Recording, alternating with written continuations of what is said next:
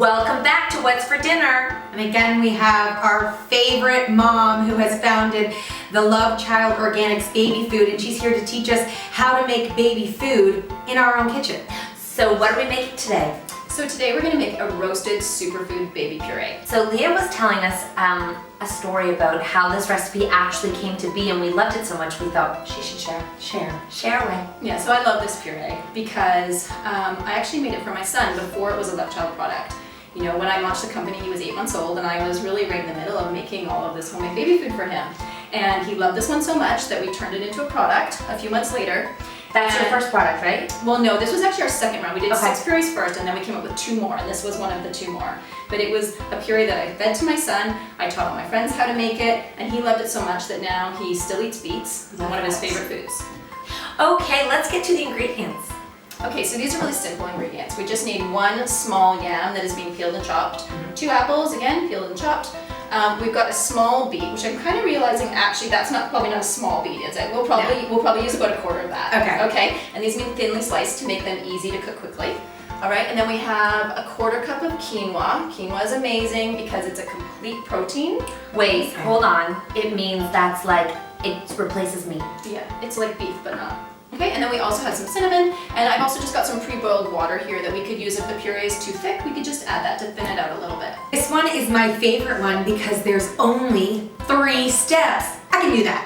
So your first step is you're going to put your vegetables and your apples into the roasting tin. You're going to sprinkle it with a little bit of cinnamon, put a cover on it, stick it in the oven for about 20 minutes at 375, just until they're soft. Okay, I bet that smells great. Yes, it's delicious, like Thanksgiving. Yes. Okay, ladies, so you're just gonna put your apples, your beets, and your yams into a roasting tin.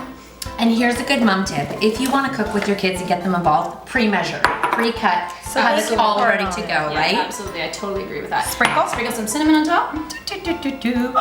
Perfect. And now we're just gonna cover that up, and we're gonna stick it in the oven for about 20 minutes at 375. But really, it's until it's soft. So you might have to go a little bit longer than that, depending on how small you cut your fruits and vegetables.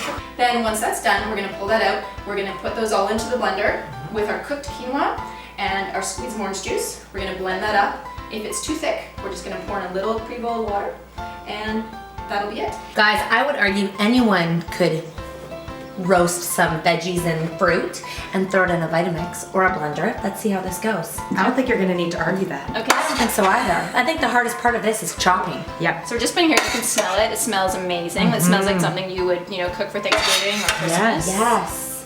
And as she's combining that, we can also just go ahead and add the cooked quinoa, right? Yes.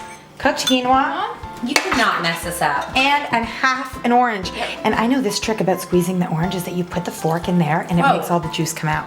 I've just got a little bit of water here because it's gonna help it to just be a little smoother. Consistency is up to you. How much you think your baby likes or doesn't like. Get puree. Step 3 is just eat it. And how easy was that? Creating Leah's son's favorite recipe, and it looks delicious. We can't wait to try it. It smells Let's do this. delicious. I can't wait to try this. And there you have it. Baby food, made easy. Isn't that delicious? It's so good. It could be a substitute for an applesauce. Completely. Like for every day for your kids. Completely. And you could use, of course you can save the leftovers for your baby. You can put in ice cube trays, but also imagine this in muffins. Oh, that would be so good. And smoothies. The recipe will be below, along with all the links to Leah's website and where you can find some more delicious recipes. Thanks for joining us today, guys. Thank you so much for joining us. Thank you for having me. Yeah, we had so much fun. Have a great day. Have a great day.